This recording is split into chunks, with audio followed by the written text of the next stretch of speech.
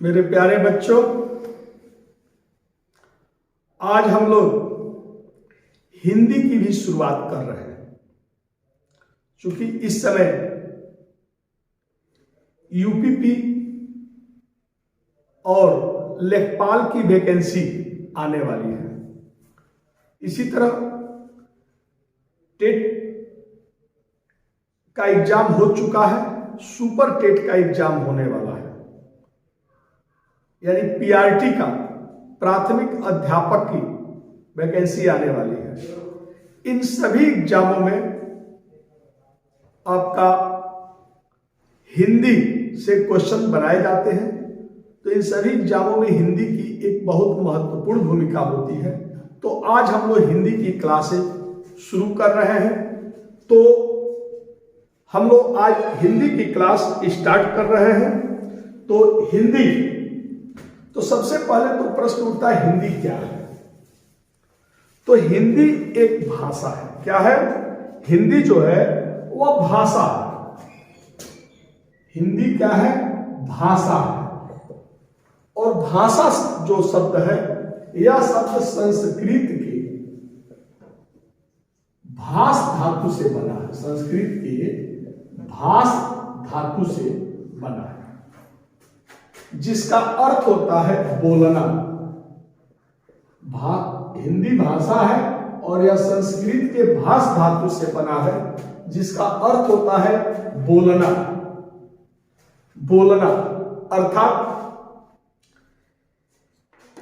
जिस ध्वनि द्वारा या जिस संकेत द्वारा हम अपने विचार को किसी दूसरों के समक्ष प्रकट करते हैं, ऐसे ध्वनि, ऐसे संकेत को भाषा कहा जाता है। यानी भाषा जो है विचारों के अभिव्यक्ति का माध्यम होता है। भाषा विचारों के अभिव्यक्ति का माध्यम होता है। जिस ध्वनि या संकेत द्वारा हम अपने विचार किसी दूसरों के समक्ष अभिव्यक्त करते हैं, प्रकट करते हैं, वैसे ध्वनि, वैसे संकेत को भाषा कहा जाता है। यानी भाषा जो है विचारों की अभिव्यक्ति या संप्रेषण का माध्यम होता है। भाषा जो है वह विचारों के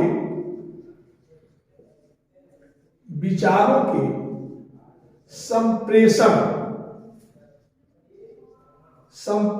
का माध्यम होता है।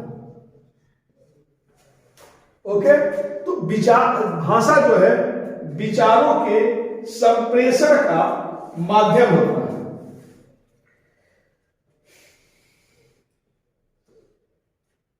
यानी भाषा ऐसे माध्यम को कहा जाता है। इसको हम इस तरह भी लिख सकते हैं, भाषा ऐसे माध्यम को कहा जाता है, ऐसे माध्यम को कहा जाता है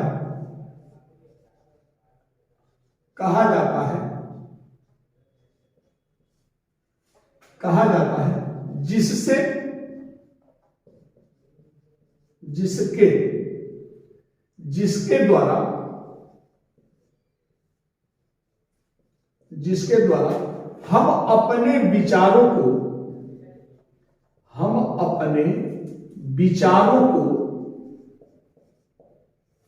लिखित, हम अपने विचारों को ध्वनि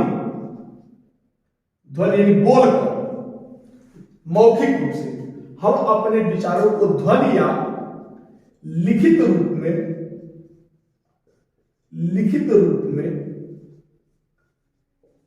में किसी दूसरों के समक्ष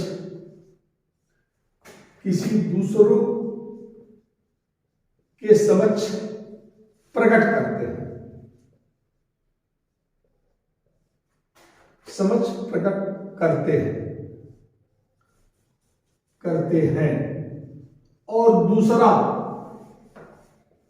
और दूसरा उसे समझ लेता है। दूसरा उसे समझ लेता है। समझ लेता है। ऐसे माध्यम को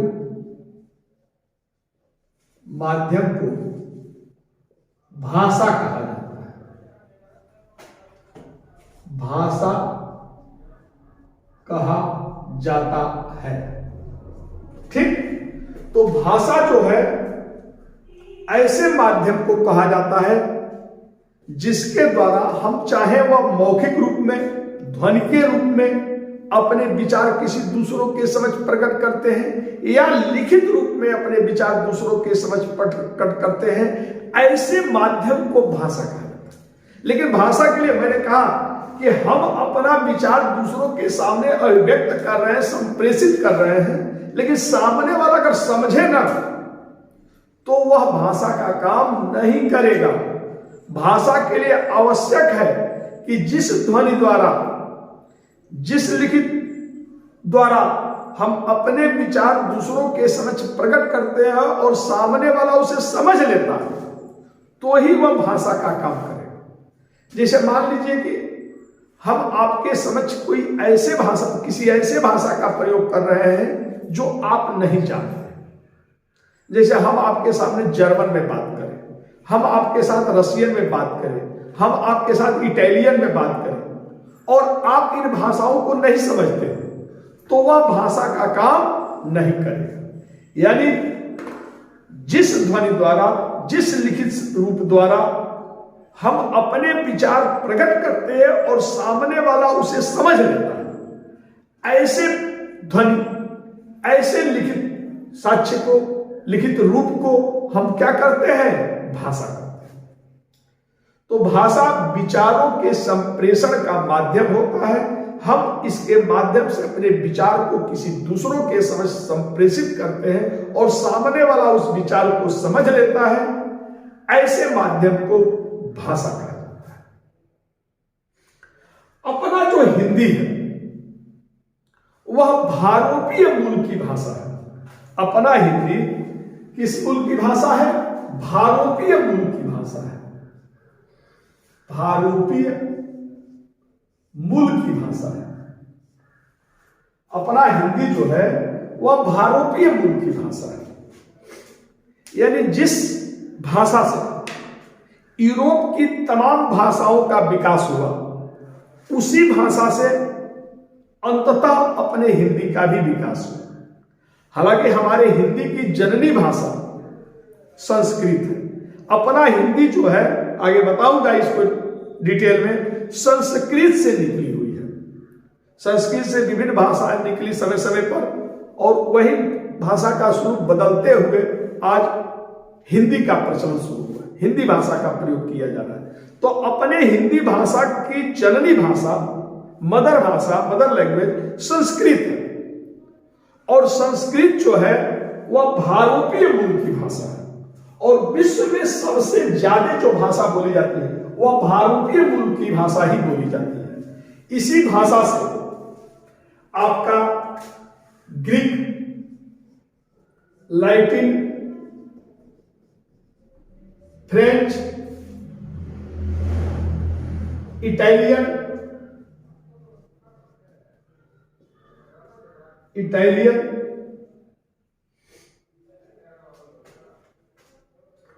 अंग्रेजी,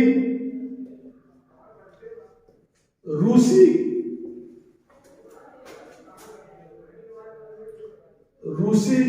फारसी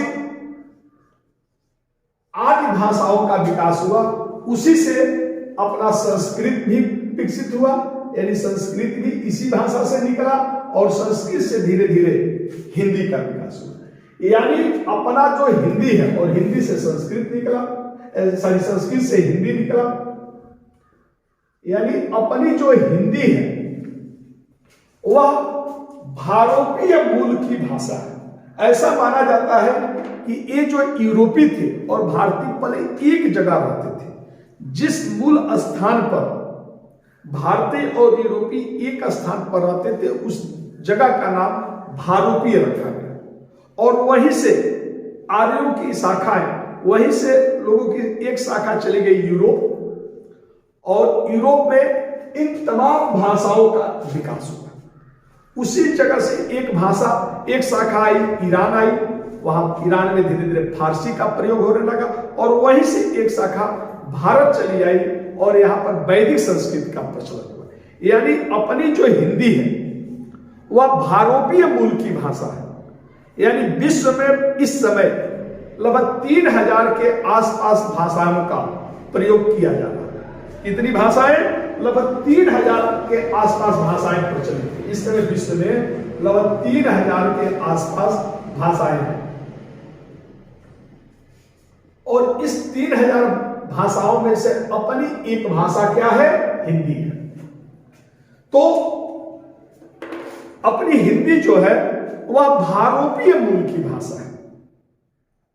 चूंकि मानव एक सामाजिक प्राणी है, जब तक हम अपने विचार को किसी दूसरों के समक्ष प्रकट नहीं करते तब तक हम स्वस्थ नहीं रह सकते।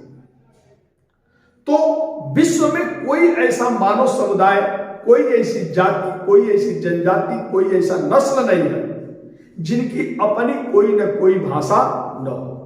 तो विश्व में लगभग 3000 के आसपास भाषाएं बोली जाती हैं।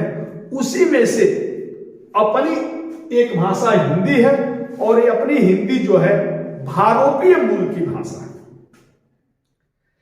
तो सबसे पहले जो आदि मानव जो है, या ये कह लीजिए कि हम जो आधुनिक मानव है, वह होमो सेपियंस मानव की संतान, जो आज आधुनिक मानव यानी होमो सेपियंस मानव है, वह कपि समूह मानव की संतान है।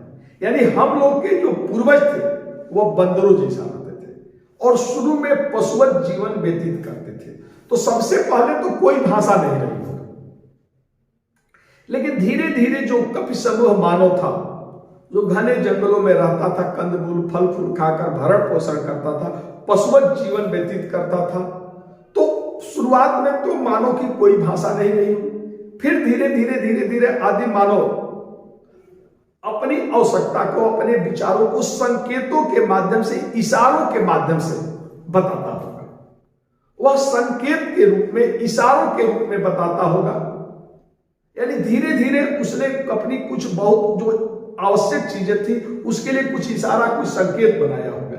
यानी सबसे पहले सांकेतिक भाषा का विकास हुआ होगा। लेकिन सांकेतिक भाषा के साथ दिक्कत यह है कि उसमें हम अपने हर आवश्यकता की चीज, हम अपने हर विचार को नहीं अभिव्यक्त कर सकते। तो अब आदि मानव को सांकेतिक भाषा अपर्याप्त लगने हुए, तो जो अपनी आधारभूत आवश्यकताएं थी उसके लिए कुछ ध्वनि का इजाद किया। यानी वह धीरे धीरे ध्वनि के रूप में वह अपनी बातों को रखने लगा और इस तरह धीरे धीरे धीरे धीरे ध्वनि के रूप में यानी मौखिक भाषा का विकास किया। यानी अपनी बातों को वह बोल करके अभिव्यक्त करने लगा। तो पहले विकास हुआ होगा सांकेतिक भाषा का, और जैसे जैसे मानव का आईक्यू स्तर बढ़ा, जैसे जैसे उसको सोचने की क्षमता हुआ, धीरे धीरे धीरे धीरे मौखिक भाषा का इजाद हुआ होगा। लेकिन मौखिक भाषा में भी क्या है कि ये अस्थायी भाषा है। यानी हम जो विचार को अभिव्यक्त करते हैं, बोलते हैं, वह कुछ समय के बाद वह विचार, वह वाणी, वह ध्वनि अंतरिक्ष में विलीन हो जाता है, आकाश में विलीन हो जाता है, अंतरिक्ष यानी आकाश में विलीन हो जाता है। तो उसको अस्थायी करने की आवश्यकता होगी। या जो मौखिक भाषा होता है, जो पास का लोग होते हैं, जो आसपास के, उन्हीं से हम अपने विचारों को अभिव्यक्त करते हैं। लेकिन जब उसी को अगर हम लिख दें तो इसका दायरा बढ़ जाता है। जो लोग वहां पर मौजूद नहीं है और वो लिखे हुए चीज को पढ़ते हैं तो वह भी उन विचारों से परिचित हो जाते हैं। यानी मौखिक भाषा का दायरा जो होता है सीमित होता है, यह अल्पकालिक होता है, यह भूल जाता है, यह अस्थायी चीज है। तो भाषा को अस्थायी रूप देने के लिए, भाषा को सर्वव्यापी बनाने के लिए धीरे धीरे आदि मानव ने लिपि की खोज किया होगा, यानी लिखित भाषा का इजाद किया। तो सबसे पहले सांकेतिक भाषा का प्रचलन हुआ होगा, फिर धीरे धीरे मौखिक भाषा का विकास हुआ होगा और फिर धीरे धीरे लिखित भाषा का, लिपि का ज्ञान हुआ। लिपि ने भाषा को अस्थायी बना दिया होगा, उसके दायरे को सर्वव्यापी बना दिया होगा। तो इस तरह लिखित भाषा का इजाद हुआ, यानी भाषा को दो भागों में बांटा जाता है। भाषा को कितने भागों में बांटा जाता है? दो भाग। भाषा को दो भागों में बांटा जाता है। एक होता है मौखिक भाषा, मौखिक भाषा, और दूसरा है लिखित भाषा। लिखित भाषा तो सबसे पहले सांकेतिक भाषा, फिर मौखिक भाषा, फिर लिखित भाषा का विकास हुआ। लेकिन सांकेतिक भाषा का अध्ययन में यूज नहीं कर सकते हैं, उसका अध्ययन नहीं कर सकते हैं, इसलिए भाषा को मोटे तौर पर दो ही भागों में डिवाइड किया गया है, मौखिक भाषा और लिखित भाषा। मौखिक भाषा को जन भाषा, इसको जन भाषा या बोली भी कहा जाता है। यह आम लोगों की भाषा होती है। मौखिक भाषा जो है जन भाषा है या आम लोगों की भाषा है। इसको हम बोल करके अभिव्यक्त करते हैं, ध्वनि के रूप में अभिव्यक्त करते हैं, इसलिए इसको बोली भी कहा जाता है। मौखिक भाषा को बोली भी कहा जाता है। तो यह जन भाषा है, आम लोगों की भाषा है। यह आम लोगों की भाषा है। आम लोग यानी पढ़ा लिखा, बिना पढ़ा लिखा सब लोग इसका यूज करते हैं। तो यह आम लोगों की भाषा होता है और यह व्याकरण के नियम से, व्याकरण के नियम से मुक्त होता है। मुक्त यानी मौखिक भाषा जो है उसको व्याकरण में नहीं बांधा जाता है। जब हम बोलते हैं तो हमारा एकमात्र उद्देश्य होता है कि हम आसानी से अपनी बात को किसी दूसरों के समक्ष समझा सके। उस समय हम लोग व्याकरण के नियमों का ध्यान नहीं रखते, यानी जो मौखिक भाषा होती है वह व्याकरण के नियमों से मुक्त होती है। साथ में यह व्याकरण के नियमों से, इसलिए इसमें हमेशा परिवर्तन होता रहता है, यानी यह परिवर्तनशील है, यह समय के साथ बदलती रहती है, यानी इसमें हमेशा बदलाव होता रहता है। तो यह परिवर्तनशील भाषा है, इसमें हमेशा बदलाव होता है। और मौखिक भाषा को हम ध्वनि के रूप में व्यक्त करते हैं। जब बोलते हैं तो ध्वनि के रूप में इसको निकालते हैं, यानी इसकी जो मूलभूत इकाई है, मूलभूत इकाई जो है, मूलभूत इकाई ध्वनि, इसकी मूलभूत इकाई ध्वनि। जबकि लिखित भाषा जो है, लिखित भाषा जो है यह, इसको साहित्यिक भाषा भी कहा जाता है। इसको साहित्यिक भाषा भी कहा जाता है। लिखित भाषा को साहित्यिक भाषा भी कहा जाता है, यानी साहित्य इसी में लिखे जाते हैं, तो इसको साहित्यिक भाषा कहा जाता है। यह पढ़े लिखे लोगों यानी विद्वानों की भाषा है। यह विद्वानों की भाषा है, यानी मौखिक भाषा को बोली कहा जाता है। इसका प्रयोग आम लोग करते हैं, लेकिन लिखित भाषा का प्रयोग पढ़े लिखे लोग करते हैं। तो इसका प्रयोग पढ़े लिखे लोग करते हैं, यानी यह विद्वानों की भाषा होती है। साथ में इसकी विशेषता है कि यह व्याकरण के नियम से बंधा होता है। यह व्याकरण के नियम से बंधा होता है। बंधा या व्याकरण के नियम से बंधा होता है। तो जहां मौखिक भाषा व्याकरण के नियमों से मुक्त होता है, वही साहित्यिक भाषा जो है व्याकरण के नियम से बंधा होता है। यानी जब मौखिक भाषा साहित्यिक भाषा बनती है तो फिर उसको व्याकरण के नियम से बांध दिया जाता है। इसलिए यह अपरिवर्तनशील भाषा होता है, यानी यह स्थिर होता है, इसमें कोई परिवर्तन नहीं होता है, यानी इसमें परिवर्तन नहीं होता है, इसमें परिवर्तन नहीं होता है, यानी यह एक अस्थायी, यह एक अस्थायी भाषा है।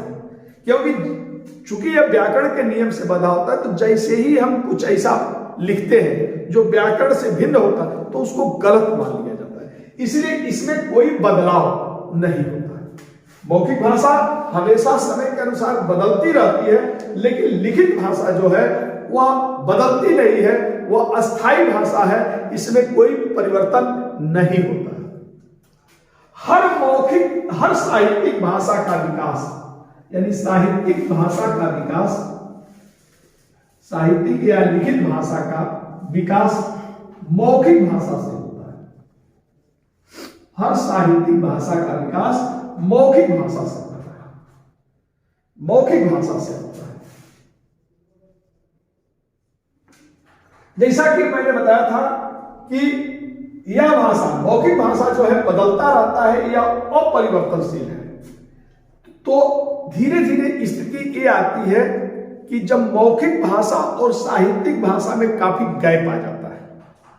अब साहित्यिक भाषा केवल विद्वानों की भाषा मात्र बनकर रह जाती है, आम लोग मौखिक भाषा, साहित्यिक भाषा को समझ नहीं पाते, तो साहित्यकार धीरे धीरे मौखिक भाषा में ही साहित्य का निर्माण करने लगता है, क्योंकि साहित्यकार का हमेशा उद्देश्य होता है कि उसका साहित्य ज्यादा लोगों में लोकप्रिय हो। तो अगर वह साहित्यिक भाषा में अपना साहित्य लिखेगा तो केवल उस भाषा से, उस साहित्य से विद्वान ही परिचित हो, पढ़े लिखे लोग ही परिचित होंगे, तो वह धीरे धीरे मौखिक भाषा में साहित्य का निर्माण करने लगता है, और इस तरह मौखिक भाषा अंत में साहित्यिक भाषा बन जाती है। यानी हर साहित्यिक भाषा का विकास जो है मौखिक भाषा से होता है, यानी इस साहित्यिक भाषा का विकास जो है किससे होता है? मौखिक भाषा। जैसे भारत की सबसे जो पुरानी भाषा है वो वैदिक संस्कृत है, भारत की सबसे पुरानी भाषा वैदिक संस्कृत है, यानी यह जो वैदिक संस्कृत है, यह वैदिक संस्कृत है, यह भारत की सबसे पुरानी भाषा है। और इस वैदिक संस्कृत यह पहले मौखिक भाषा भी थी, साहित्यिक भाषा भी थी, इसी में लोग बोलते भी थे, इसी में साहित्य का निर्माण होता था, इसी में वेद, ब्राह्मण, अरण्यक और उपनिषद ग्रंथों की रचना हुई। तो इसमें यह वैदिक संस्कृत भारत की सबसे पुरानी भाषा है। इसमें क्या लिखा गया? वेद, ब्राह्मण, अरण्यक, उपनिषद साहित्य। लेकिन इसकी खासियत यह है कि यह ध्वन्यात्मक है। यह क्या है? ध्वन्यात्मक है। इसमें ध्वनि की महत्ता होता है, यानी बोलते समय ध्वनि का ध्यान रखना पड़ता है कि कहां तेज बोलना है, कहां धीमा बोलना है। लेकिन आम लोग जो है वह कहां ध्वनि किसी नियम में बंधने वाले, धीरे धीरे धीरे धीरे आम जनता उसमें परिवर्तन करती गई और धीरे धीरे ध्वनि का महत्व खत्म कर दिया और एक वैदिक संस्कृत से भिन्न रूप ले ली। जैसे वैदिक संस्कृत में ध्वनि की महत्ता थी, लेकिन आम जनता ध्वनि के अंतर को खत्म कर दी और सभी वर्णों को एक समान बोलने लगी, जिसका नाम दिया गया संस्कृत। जिसका नाम दिया गया संस्कृत नाम दिया गया। तो संस्कृत नाम यानी वैदिक संस्कृत से धीरे धीरे धीरे धीरे संस्कृत का विकास हुआ। अब विद्वान जो थे वैदिक संस्कृत का प्रयोग करते थे, आम जनता संस्कृत का प्रयोग करती थी। तो अब अगर वैदिक संस्कृत में साहित्य का निर्माण होता तो केवल विद्वान ही परिचित होते, आम जनता उस साहित्य से वंचित होती। तो धीरे धीरे धीरे धीरे अब संस्कृत में ही साहित्य का निर्माण हुआ। जैसे अश्वघोष संस्कृत में ही अपना ग्रंथ लिखा, कालिदास संस्कृत में ही ग्रंथ लिखे, विशाख दत्त संस्कृत, यानी तमाम विद्वान हुए जो संस्कृत का प्रयोग करने लगे। तो पाणिनि साहब आए और इसको व्याकरण के लिए अष्टाध्यायी की रचना किया और इस संस्कृत को व्याकरण के नियमों से बांट दिया। यानी धीरे धीरे जो उस समय की जन भाषा थी, मौखिक भाषा थी, साहित्य की भाषा बन गई। और जैसे ही इसको व्याकरण के नियमों से बांधा गया, अब इसमें कोई परिवर्तन नहीं हो सकता। तो फिर आगे चलकर, लेकिन आम जनता कहां रुकने वाली है? धीरे धीरे अब संस्कृत में परिवर्तन करने लगे और धीरे धीरे धीरे धीरे धीरे धीरे संस्कृत से भिन्न एक नई भाषा का विकास हो गया, जिसका बाद में नाम दिया गया पाली। क्या नाम दिया गया? पाली, यानी पाली भाषा का विकास हुआ। अब जब गौतम बुद्ध को अपने मत का प्रचार करना हो, तो गौतम बुद्ध विद्वान आदमी थे, वह संस्कृत में भी अपने मत का प्रचार कर सकते थे, लेकिन संस्कृत में अगर मत का प्रचार करते तो केवल विद्वान ही उससे परिचित होते, लेकिन अगर वो पाली में अपने मत का प्रचार प्रसार करता, आम जनता भी उनके विचारों से परिचित हो जाती। इसलिए गौतम बुद्ध ने अपने विचारों का प्रचार पाली भाषा में किया। जब इन्होंने पाली भाषा में किया तो आगे चलकर जो बौद्ध विद्वानों ने जो बौद्ध ग्रंथों की रचना किया, वह भी पाली भाषा में किया। जैसे त्रिपिटक, सुत्त पिटक, विनय पिटक, अभिधम पिटक, ये जो त्रिपिटकों की रचना हुई या मिलिंद पन्हो लिखा गया, तो शुरू के जो बौद्ध ग्रंथ थे वो पाली भाषा में लिखे गए, यानी धीरे धीरे पाली साहित्य की भाषा हो गई। जब पाली साहित्य की भाषा हुई तो फिर इसको भी व्याकरण के नियमों से बांध दिया गया।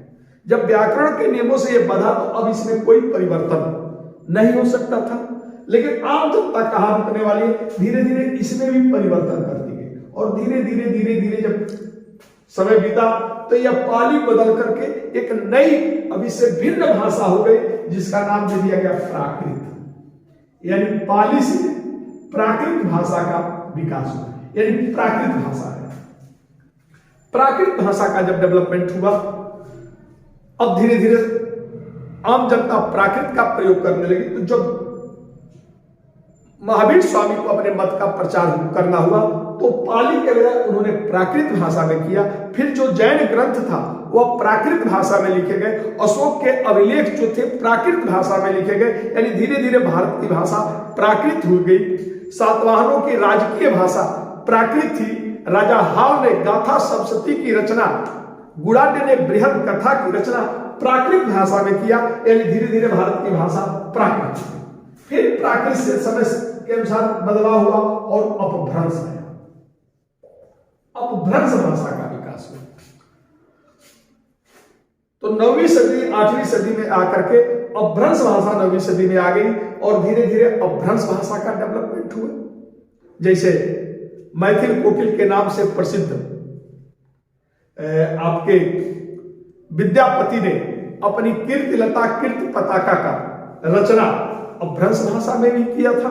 स्वयंभू को अपभ्रंश का वाल्मीकि कहा जाता है। तो धीरे धीरे भारत की भाषा अपभ्रंश हो गई, यानी प्राकृत से अपभ्रंश आया, अपभ्रंश से अवहट्ट आया, अवहट्ट आया, सॉरी अवहट्ट, अवहट्ट भाषा का विकास हुआ। 9वीं 10वीं सदी में जब नाथों और सिद्ध साहित्यकारों ने जो साहित्य लिखा, अब धीरे धीरे अवहट्ट का प्रयोग होने लगा। इन लोगों ने अपना साहित्य अवहट्ट से किया और अवहट्ट से ही हिंदी भाषा का विकास हुआ, यानी आधुनिक आर्य भाषा का, आधुनिक आर्य भाषा का विकास हुआ, यानी जो इस समय की भाषाएं प्रचलित है इन सबों का डेवलपमेंट हुआ। तो ये धीरे धीरे भाषा, ये सभी भाषा पहले मौखिक भाषा थी और बाद में चल करके साहित्यिक भाषा बन गई, यानी हर साहित्यिक भाषा का विकास। इस तरह आधुनिक आर्य भाषा का विकास हुआ। तो हर साहित्यिक भाषा का विकास मौखिक भाषा से होता है। ओके, तो मुझे लगता है कि आप लोगों को समझ में आ गया होगा। हर साहित्यिक भाषा का विकास किससे हुआ? मौखिक भाषा। तो ये भारत में धीरे धीरे भाषा का डेवलपमेंट है। भारत की सबसे पुरानी भाषा वैदिक संस्कृत, फिर संस्कृत, फिर पाली, फिर प्राकृत, फिर अपभ्रंश, फिर अवहट्ट, फिर आधुनिक आर्य भाषा का विकास हो। यानी अब कह सकते हैं कि अवहट्ट भाषा जो है वह आधुनिक आर्य भाषा और अपभ्रंश के बीच, या अपनी हिंदी जो है वह अपभ्रंश और अवहट्ट के बीच संक्रमणकालीन भाषा है। तो इस तरह भाषा का, और साहित्यिक भाषा की सबसे छोटी इकाई जो है, मूलभूत जो इकाई है इसकी मूलभूत इकाई जो है, मूलभूत इकाई जो है, मूलभूत इकाई जो है वो वर्ण या अक्षर, वर्ण या अक्षर, यानी इसको हम वर्ण या अक्षरों के रूप में अभिव्यक्त करते हैं। तो साहित्यिक भाषा की मूलभूत इकाई वर्ण या अक्षर है। इसी तरह मौखिक भाषा की मूलभूत इकाई ध्वनि। मौखिक भाषा को हम ध्वनि के रूप में प्रकट करते हैं, जबकि साहित्यिक भाषा को यानी लिपि को हम वर्ण या अक्षर में लिखते हैं। यानी लिखित भाषा की मूलभूत इकाई जो है वर्ण या अक्षर है। तो इस तरह धीरे धीरे अपनी हिंदी का विकास हुआ। भाषा दो प्रकार की हुई, मौखिक भाषा, साहित्यिक भाषा। यहां तक कोई प्रॉब्लम नहीं। अब इसको हम लिपि के रूप में लिखे, जहां से व्याकरण की शुरुआत होती है। तो हम अगले क्लास में पढ़ेंगे लिपि, और लिपि के बाद हम लोग पढ़ेंगे वर्णमाला। तो अगला जो हमारा क्लास होगा उसमें हम वर्णमाला पर डिस्कशन करेंगे। आज अपना क्लास यहीं पर रोक रहे हैं। धन्यवाद। अच्छा लगेगा तो अपना कमेंट जरूर लिखिएगा। ओके।